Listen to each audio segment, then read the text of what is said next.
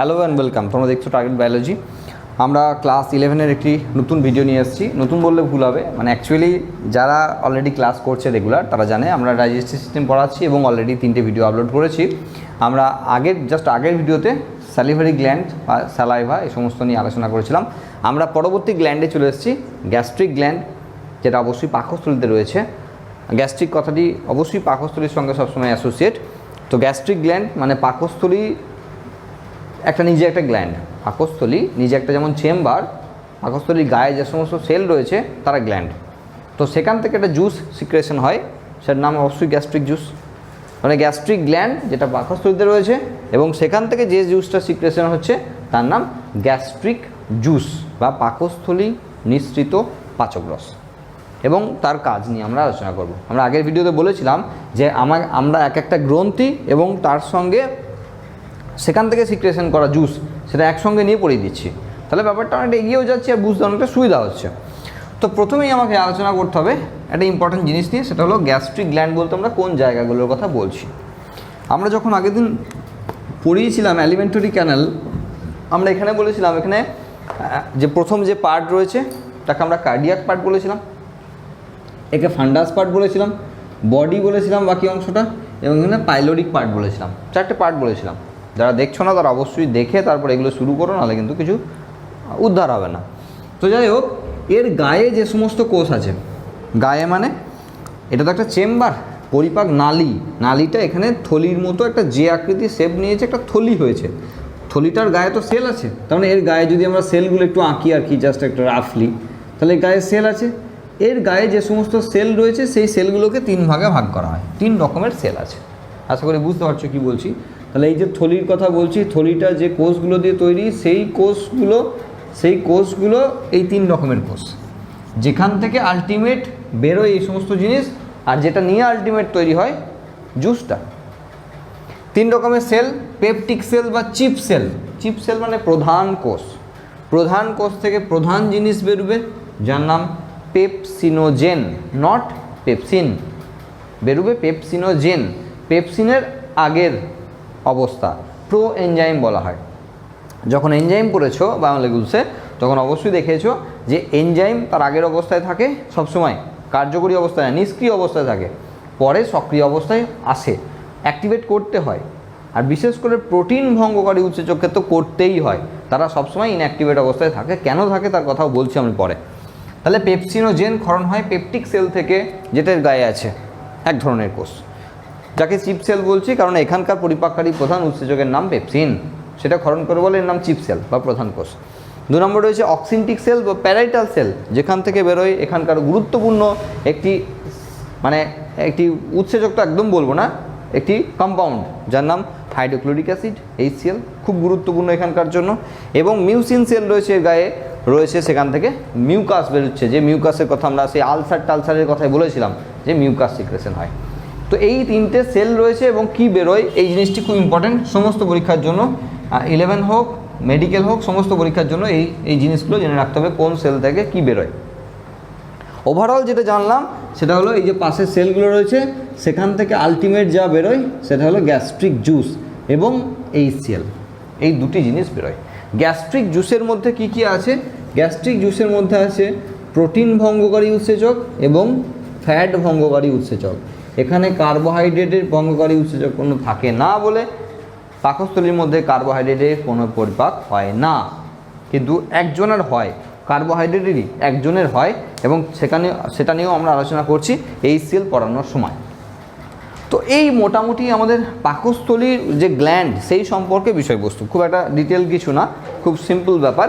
হ্যাঁ, এবার এই গ্ল্যান্ডগুলো যদি বলি, সেলগুলো কীভাবে আছে, এভাবে পরপর নয়, সেলগুলো অ্যাকচুয়ালি এরকম করে আছে, মানে জায়গাগুলো, দেওয়ালগুলো অ্যাকচুয়ালি এইরকম, কারণ পাকস্থলীর দেওয়াল কখনো এরকম সোজা না, যদি আঁকি অ্যাকচুয়ালি ঠিক করে তাহলে এইরকম হবে আর কি, অত ব্যাপার জটিলতাতে প্রথম থেকে গেলে হবে না, তাহলে অসুবিধা হবে, এরকম করে আছে। হ্যাঁ, ওভারঅল আমরা দেখতে পাচ্ছি এরকম লাইন, এরকম যদি দেখি আলটিমেট সেলগুলো আছে এখানে, সেলগুলো আছে এখানে।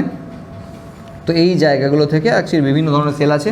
তার মধ্যে যে মিউকাস সেল, মিউসিন সেল বলছি, তাকে আমরা গোবলেট সেল বলে চিনি। এরকম গোবলেট সেল, এরকম গায়ে গোবলেট সেল লাগানো আছে। চিপ সেলও প্রথম দিকে চিপ সেল আছে, আর নিচের দিকে গিয়ে আছে আর্জেন্টাফিন কোষ।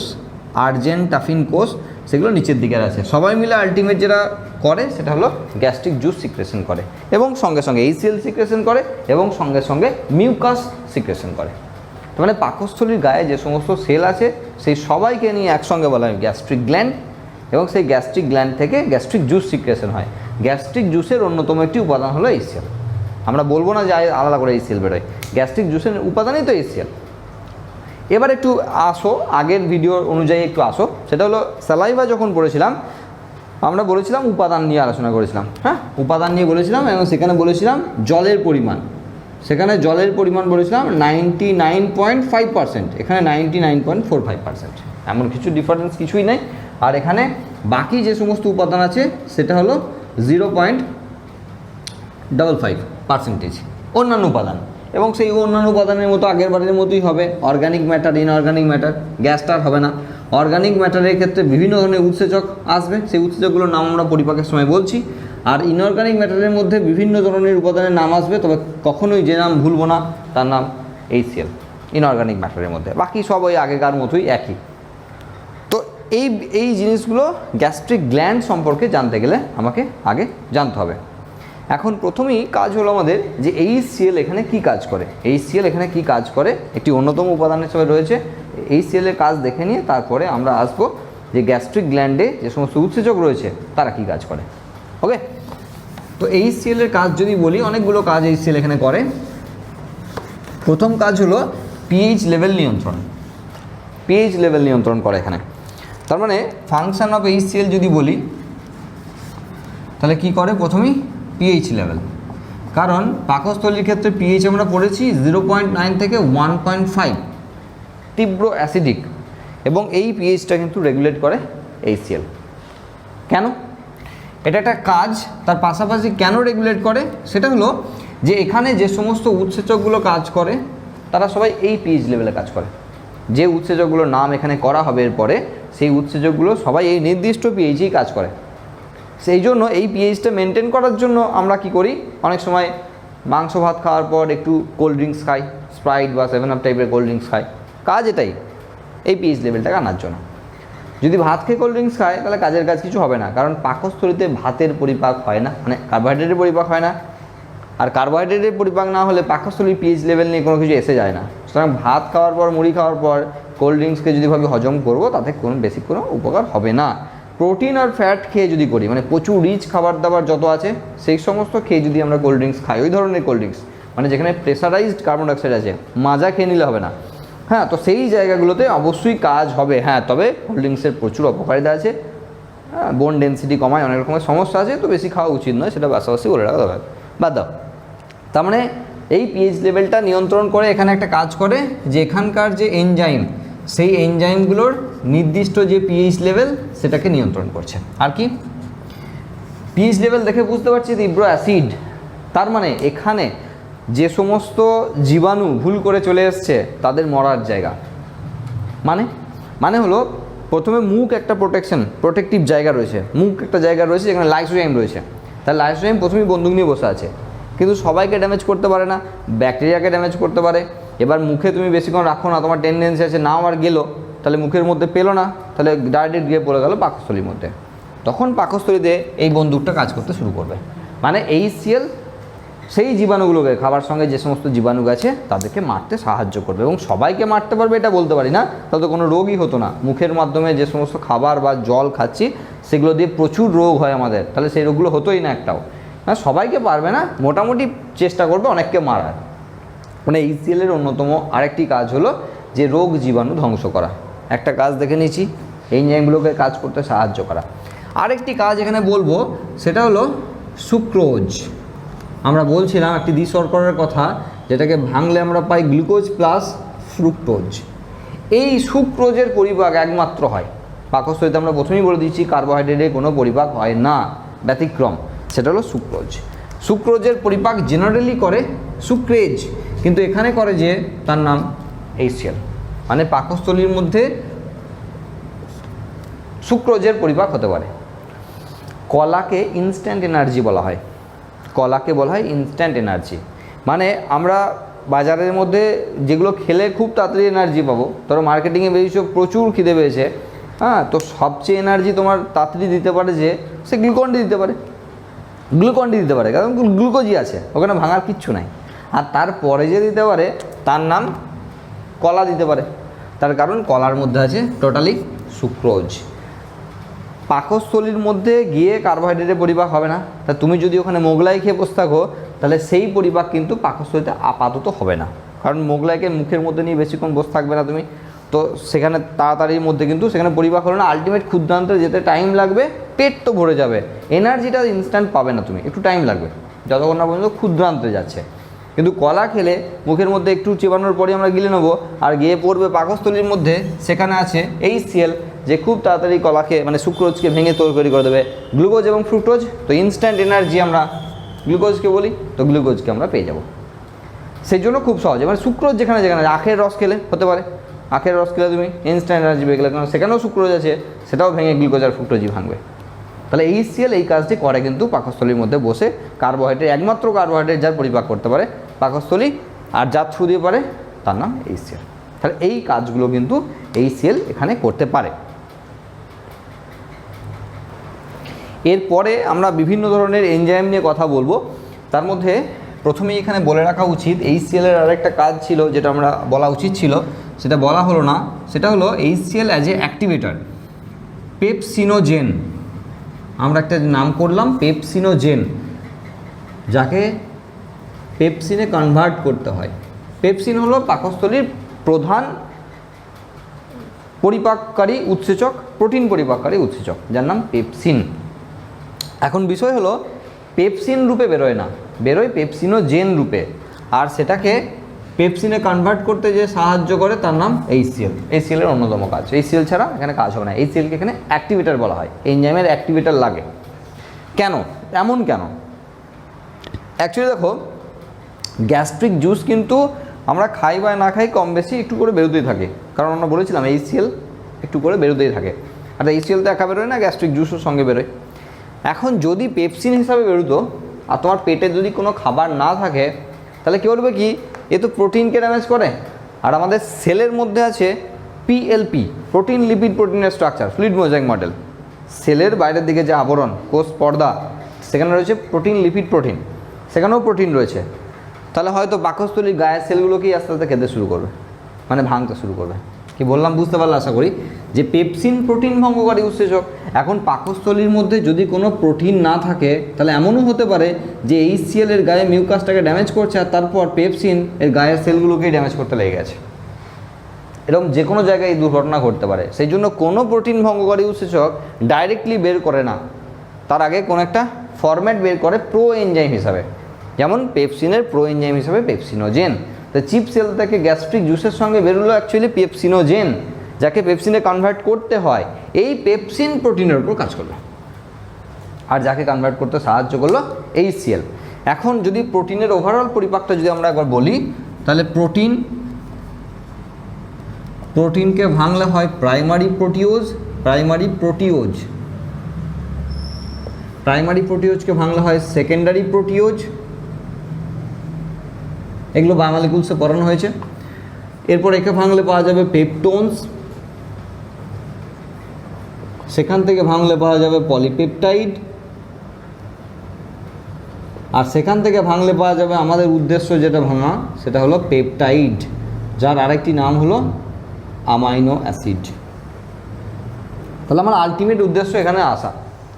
কিন্তু আমরা বলেছি প্রোটিন ভাঙার জায়গা দুটো আছে, একটি পাকস্থলী এবং একটি ক্ষুদ্রান্ত্র।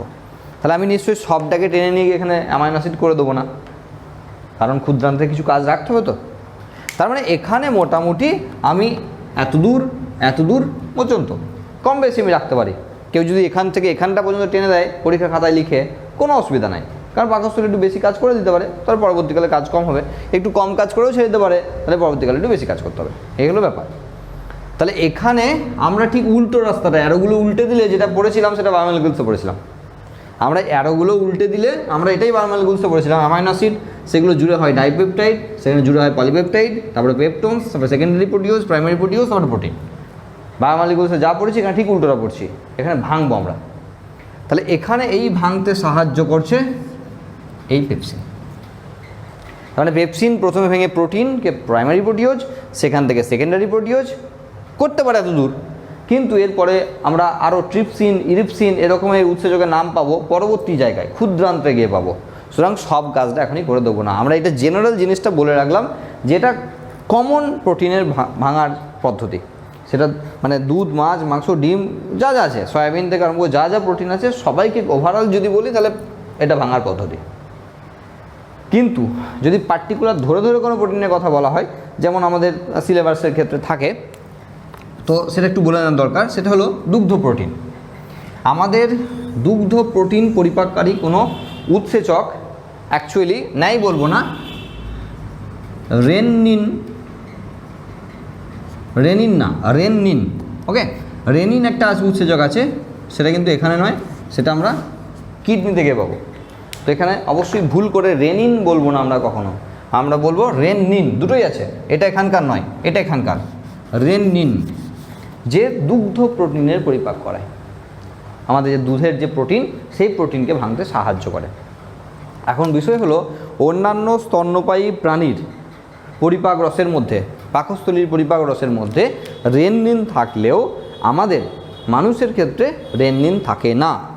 সেই জন্য দুগ্ধ প্রোটিনের পরিপাক আমাদের রেননিন করে না, তার পরিবর্তে একজন করে দেয়, তার নাম পেপসিন। ওকে, ইম্পর্টেন্ট জিনিস এটা। হ্যাঁ, অন্যান্য স্তন্যপায়ী প্রাণীদের কিন্তু এটা রয়েছে, তাদের যে বাছুর বা ছোট ছানা, তাদের কিন্তু এই উৎসেচকটি রয়েছে, সেই জন্য আরামসে তারা অনেক অনেক পরিমাণ দুধ খেয়েও তারা হজম করে নিতে পারে। একটা গরুর ছানাকে যদি ছেড়ে দেওয়া হয়, সে 1 কেজি 1.5 কেজি দুধ খেয়েও হজম করে নিতে পারে। একটা মানুষের ছানা মানে বাচ্চা, সে কিন্তু পারবে না। ওকে, তার কারণ এটাই, কারণ দুগ্ধ প্রোটিনের পরিপাক করার জন্য যে উৎসেচক, সেটা কিন্তু আমাদের খুব পাওয়ারফুল না। সেই জন্য আমরা নিজেরাও বড় বয়সে গিয়েও কিন্তু দুগ্ধ প্রোটিনের পরিপাক খুব একটা হিউজ লেভেলে পারি না, যে 500 বা 1 লিটার দুধ ঘেনে অবধি হজম করে নেবো, এরকম কিন্তু খুব কম জনের আছে। হ্যাঁ, অল্প অল্প তো খাই আমরা, অবশ্যই পরিপাক করি, কিন্তু প্রচুর প্রচুর দুধ খেয়ে নিয়ে পরিপাক করতে পারবো না, কারণ আমাদের এই উৎসেচক পাওয়ারফুল এনজাইম যেটা দুধকে ভাঙার জন্য, দুধের প্রোটিনকে ভাঙার জন্য, সে আমাদের নেই, অ্যাবসেন্ট আছে পেপসিন। ওকে, তাহলে দুগ্ধ প্রোটিনের মানে দুধের যে প্রোটিন অ্যাকচুয়ালি তাকে বলা হয় কেসিনোজেন। ওকে, কেসিনোজেন। সেই কেসিনোজেনকে কেসিনে কনভার্ট করে এবং সঙ্গে সঙ্গে বের করে ক্যালসিয়াম আয়ন। দুধের মধ্যে প্রচুর ক্যালসিয়াম আছে, এবং যে করে, অ্যারোটা এখানে আসবে, যে করে তার নাম পেপসিন। এবার এই কেসিনের সঙ্গে ক্যালসিয়ামের বিক্রিয়া হয়, দিয়ে তৈরি করে ক্যালসিয়াম প্যারাকেসিনেট, ছানার নাম। প্রথমে কেসিনোজেন দুধের সঙ্গে আছে প্রোটিন, আমরা ল্যাকটোজের কথা বলছিলাম, ও কিন্তু কার্বোহাইড্রেট।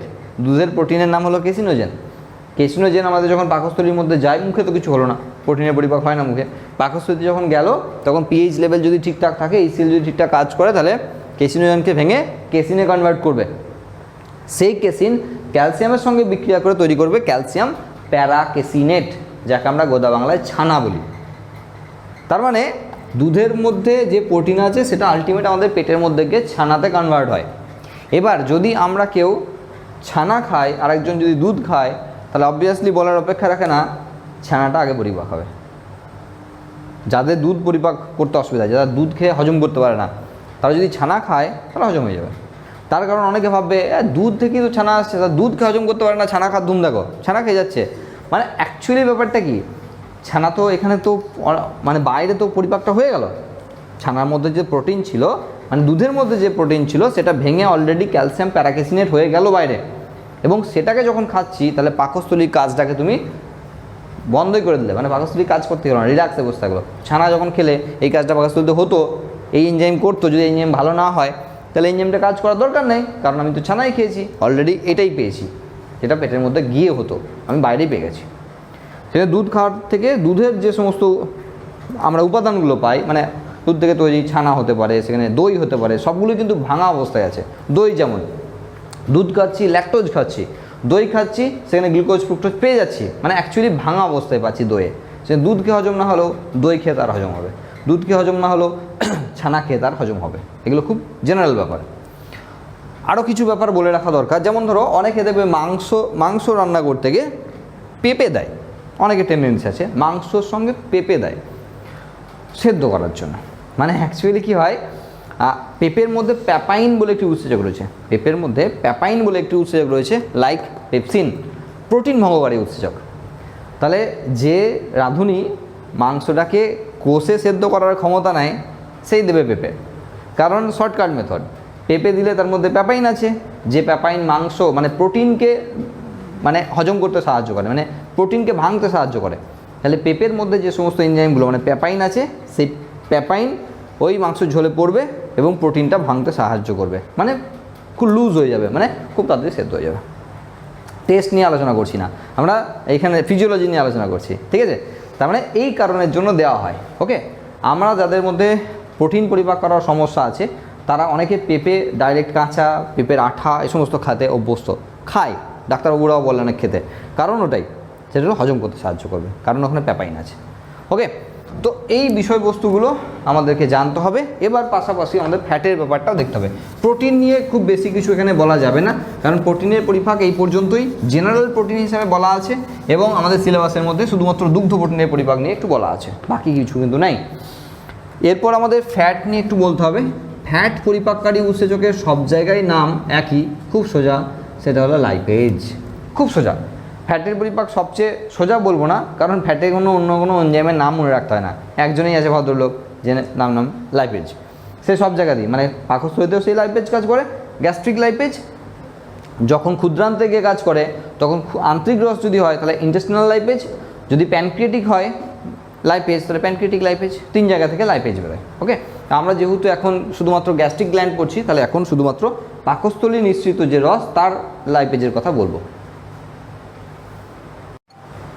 ফ্যাটের পরিপাক পাকস্থলীতে হয়, অবশ্যই হয়, বেশ যথেষ্ট পরিমাণে হয়, কিন্তু ফ্যাটকে ভেঙে আমরা জানি ফ্যাটকে ভাঙলে কার্বোহাইড্রেটে পড়েছিলাম ফ্যাটি অ্যাসিড আর গ্লিসারল, তখন জুড়ে ছিলাম, ফ্যাটি অ্যাসিড এবং গ্লিসারল দুটোকে জুড়েছিলাম দিয়ে ফ্যাট তৈরি করেছিলাম। আর এখন ঠিক উল্টো, ফ্যাটকে ভেঙে ফ্যাটি অ্যাসিড ও গ্লিসারল, এই ফ্যাটি অ্যাসিড ও গ্লিসারল করতে সাহায্য করে যে, তার নাম লাইপেজ, একটি উৎসেচক যে এই কাজটি করতে পারে। এস্টারেজ আছে, আমরা নাম বলবো পরে পরে, এখন একটা নামই বলবো। পাকস্থলী যে পাচক রস রয়েছে বা গ্যাস্ট্রিক জুস রয়েছে সেখান থেকে বেরোয়।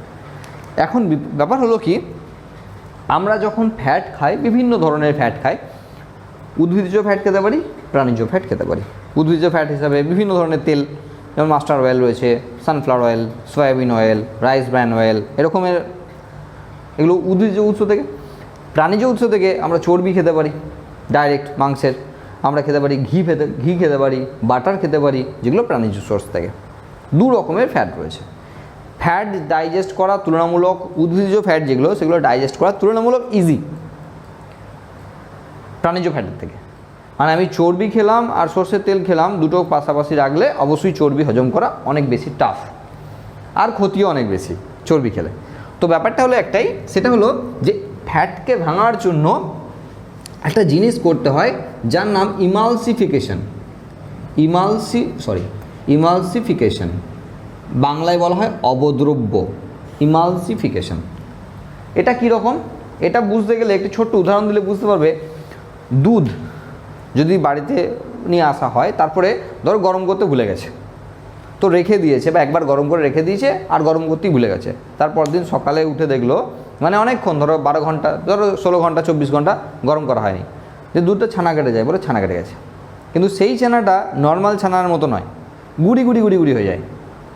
তো ওইটা যদি তুমি একটা চর্বির দলাকে এরকম গুড়ি গুড়ি ভাবো, তখন সেটাকে বলা হয় ইমালসিফিকেশন, অবদ্রব্য তৈরি করা। ফ্যাটের অবদ্রব্য তৈরি করা ফ্যাট পরিপাকের সবচেয়ে প্রধান মানে জায়গা, ওটা আগে করলে সবচেয়ে ভালো হয়। আর যে ইমালসিফিকেশনটা করতে পারে, বাইল বা পিত্ত, যেটা বেরোয় যকৃৎ থেকে, কিন্তু এখনও যকৃৎ আমরা আসিনি, আমরা তো আছি কোনো পাকস্থলীতে পড়ে, তার মানে ইমালসিফিকেশন হচ্ছে না ফ্যাটের। কি বললাম আশা করি বুঝতে পেরেছো। ইমালসিফিকেশনের ব্যাপারটা ওই যে উদাহরণ দিয়ে বুঝলাম, ওই উদাহরণটা ভালো করে মাথায় রাখবে, তাহলে অবশ্যই ইমালসিফিকেশনের ব্যাপারটা ভালো করে বুঝতে পারবে। মানে ফ্যাটকে টুকরো টুকরো করতে হবে, এখন যত টুকরো করবে তত বেশি পরিপাক হবে, স্বাভাবিক ব্যাপার। এটা ফ্যাটের টুকরো, একে যদি আমরা এরকম টুকরো করি তাহলে সারফেস এরিয়া বাড়ছে না, উপরিতল বৃদ্ধি পাচ্ছে, আর উপরিতল বৃদ্ধি পাওয়া মানেই চারিদিক দিয়ে এনজাইমগুলো লাগতে পারছে, ঠিক যেমন করে আমরা খাবারকে চিবিয়ে খাই ওই কারণের জন্যই, যে এই টুকরোটার যতটা এনজাইম পাচ্ছে আশেপাশে গায়ে, তার থেকে টুকরোগুলো অনেক বেশি এনজাইম পাচ্ছে না গায়ে, তো অবশ্যই পরিপাক তাড়াতাড়ি হবে। তাহলে ফ্যাটেরই ইমালসিফিকেশনের দরকার হয়, কিন্তু ইমালসিফিকেশনটা এখানে হয় না, সেটা পরবর্তী মানে স্মল ইন্টেস্টাইন বা ক্ষুদ্রান্তে গিয়ে হয়। তাহলে এখানে ফ্যাটের পরিপাক হয়, কিন্তু মোটামুটি খুব ভালো কিছু না। এবং ফ্যাটি অ্যাসিড গ্লিসারলে করতে পারে কি না এটাও অনেক সমস্যা আছে, এতটা পারে না। ফ্যাটকে ভেঙে টুকরো টুকরো করতে পারে, ফ্যাটকে ভেঙে ট্রাইগ্লিসারাইড করতে পারে, ডাইগ্লিসারাইড করতে পারে, মনোগ্লিসারাইড নাও করতে পারে। এখন প্রশ্ন হলো, যারা ট্রাইগ্লিসারাইড, ডাইগ্লিসারাইড, মনোগ্লিসারাইড জানে না তাদের জন্য আবারও টাফ হয়ে গেল। ব্যাপারটা কি একটু বলে দেওয়ার দরকার আছে। তো ফ্যাটের পরিপাক বোঝার আগে এই জিনিসটা কিন্তু বুঝে নেওয়া দরকার। একটা আদর্শ ফ্যাট মলিকিউলকে সবসময় ট্রাইগ্লিসারাইড বলা হয়, মানে যেখানে 3 অণু ফ্যাটি অ্যাসিডের সঙ্গে 1 অণু গ্লিসারল জুড়ে আছে। তার মানে এখানে আমরা 3 অণু ফ্যাটি অ্যাসিডের সঙ্গে 1 অণু গ্লিসারল জুড়ে থাকলে তাকে আমরা ট্রাইগ্লিসারাইড বলি। এটি আদর্শ ফ্যাট মলিকিউল হিসেবে থাকে। এখন এই ট্রাইগ্লিসারাইডের পরিমাণ প্রচুর হতে পারে। আমরা যখন ব্লাড টেস্ট করি তখন triglyceride, diglyceride, monoglyceride lipid profile আছে, যারা দেখেছে তারা বুঝতে পারবে এগুলো রক্তের মধ্যে সব আছে। আমরা পরে আলোচনা করবো যখন রক্ত নিয়ে আলোচনা করবো। তো ট্রাইগ্লিসারাইডকে জেনারেলি ভাঙলে কি হবে, ডাই হবে। ডাইগ্লিসারাইড মানে যেখানে 2টো ফ্যাটি অ্যাসিড আছে আর সঙ্গে একটা ফ্যাটি অ্যাসিড আলাদা হয়ে গেল, মানে এটা আলাদা হয়ে গেল, তাহলে একটা ফ্যাটি অ্যাসিড পেয়ে গেলাম। পরের স্টেপে ডাইগ্লিসারাইডকে ভাঙতে হবে, কারণ এটা তো ভাঙাই আছে। ডাইগ্লিসারাইডকে ভাঙলে তখন পাচ্ছি মোনোগ্লিসারাইড, সঙ্গে একটা ফ্যাটি অ্যাসিড আবার পেলাম। তাহলে এখানে একটা ফ্যাটি অ্যাসিড পেয়ে গেলাম, এখানে একটা ফ্যাটি অ্যাসিড পেয়ে গেলাম। আর এখন যেটা পড়ে আছে মোনোগ্লিসারাইড, যেখানে ফ্যাটি অ্যাসিড আর গ্লিসারলই আছে, তার মানে একে ভাঙলে আলটিমেট এটা পাবো। তাহলে পেলাম না fatty acid, fatty acid, fatty acid, 3 অণু ফ্যাটি অ্যাসিড এবং 1 অণু গ্লিসারল। মানে ফ্যাটকে ভাঙলে 3 অণু ফ্যাটি অ্যাসিড এবং 1 অণু গ্লিসারল পাবো। কিন্তু এই এগুলো স্টেপ বাই স্টেপ হয়। পরীক্ষায় লেখার জন্য তোমাকে স্টেপ বাড়াতে হবে, খাতা বাড়াতে হবে, জেনারেল ব্যাপার। তুমি ফ্যাটকে ভেঙে যদি ফ্যাটি অ্যাসিড আর গ্লিসারল করে দিলে ব্যাস ফ্যাটের পরিপাক হয়ে গেল, তো কী লিখবে তুমি? আরও কিছু লিখতে হবে, তো সেই লেখার জন্য তো এগুলো জানতে হবে। তাহলে আমরা প্রথমে ভাঙবো ট্রাইগ্লিসারাইডকে step by step, diglyceride plus fatty acid, এইভাবে স্টেপ বাই স্টেপ। এটা বলতে চাইছি আমি, যেই সব পর্যন্ত মানে ফ্যাটি অ্যাসিড গ্লিসারল পর্যন্ত পাকস্থলীতে হয় না, প্রায় খুব সিম্পল ফ্যাট যদি থাকে তাহলে তার পরিপাক হয়ে যায়, এত দূর পর্যন্ত হয়ে যায়। না হলে ম্যাক্সিমাম ক্ষেত্রে পরিপাক কিন্তু এই মোটামুটি এই পর্যন্ত থেকে বন্ধ হয়ে যায়। এরপরে যখন ক্ষুদ্রান্তে যায় তখন তার পরিপাক হয়। এবং একটা জিনিস তোমরা অলরেডি শুনেছো যে যেহেতু আমরা পাকস্থলীর মধ্যে সবচেয়ে কার্বোহাইড্রেটের পরিপাক একদম হয় না, সেই জন্য 1 ঘন্টা 2 ঘন্টার মধ্যে কার্বোহাইড্রেট বা তারও আগে কার্বোহাইড্রেট বেরিয়ে ক্ষুদ্রান্তের পথে চলে যায়।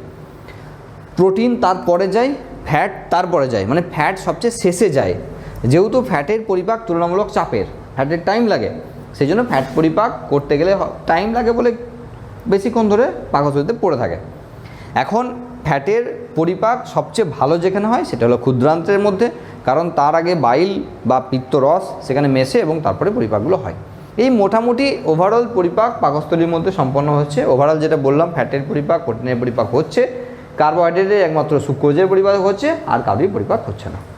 তো এই মোটামুটি আমাদের আলোচনার বিষয়বস্তু ছিল গ্যাস্ট্রিক গ্ল্যান্ড এবং গ্যাস্ট্রিক জুস নিয়ে এবং তার কাজ নিয়ে। এবং পরবর্তীতে আরও আমাদের 3টে গ্ল্যান্ড বাকি আছে এবং সেখানে 3টে জুস বাকি আছে, সেগুলোকে নিয়ে আমরা সমস্ত আলাদা আলাদা করে ভিডিও বানিয়ে দেবো। তোমরা যারা নতুন দেখছো তারা অবশ্যই সাবস্ক্রাইব করবে এবং পাশে নোটিফিকেশন বেলটাকে অন করে রাখো। আর লাইক, কমেন্ট, শেয়ার তো তোমরা করছোই। তো নেক্সট ভিডিওতে দেখা হচ্ছে তোমাদের সঙ্গে, ততক্ষণ পর্যন্ত ভালো থাকো।